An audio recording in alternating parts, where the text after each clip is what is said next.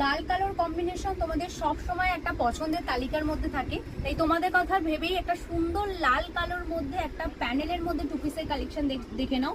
অসম্ভব সুন্দর দেখতে, একদম ফ্লাওয়ার প্রিন্টের মধ্যে পেয়ে যাচ্ছ, তার সাথে কিন্তু এরকম একটা লেস দেয়া পেয়ে যাচ্ছ।